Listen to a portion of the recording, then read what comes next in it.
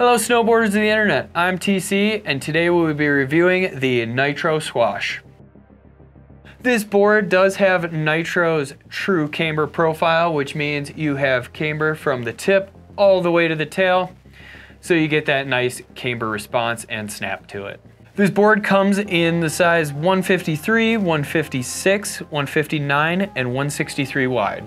I rode this board at Copper Mountain. The conditions were less than ideal. It was warm and soft snow at the bottom. As you made it up towards the top of the mountain, it became icy and extremely windy. I used my Ride Fuse boots and Jones Mercury bindings. This board does have a stiffer than average flex, I'll say, to it, where torsionally a little bit stiffer, definitely in the tail it is quite a bit stiffer.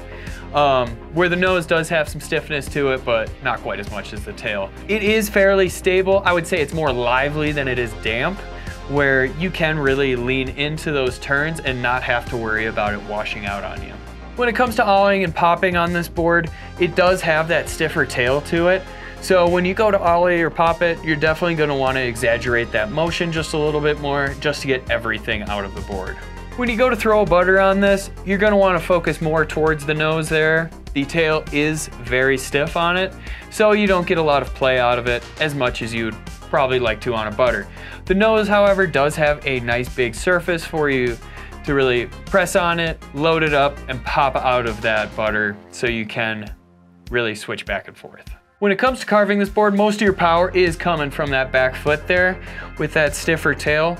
So on those smaller, shorter carves, it is fairly nimble edge to edge. It really excels in those medium and long carves, I'll say, where it does hold its edge well and it is stable enough to where you can really open up that speed on it and be able to really hold your edge at higher speeds. This board is designed for somebody that is that all-mountain ripper. They're pretty much gonna take this anywhere on the mountain. They're going to the side country. They might even take it on a cat trip or to the back country. They're not going in the park with this thing. Personally, I thought this board was all right. It's not my favorite board out there, but you know, for it being full camber, it does hold an edge well. It does require a little bit more to snap on, but overall, it is a fun board if you're just gonna go take it all mountain.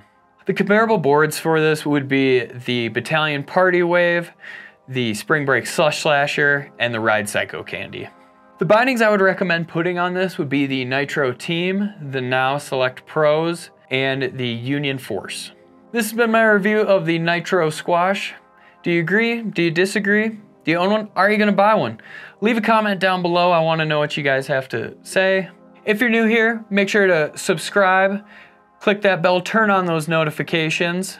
If you want to support us further, head on over to Angry Snowboarder VIP and make sure you become a member. I can explain it here, but we have a video explaining everything over on the site. And as always, guys, I'm TC and I'll see you in the next one.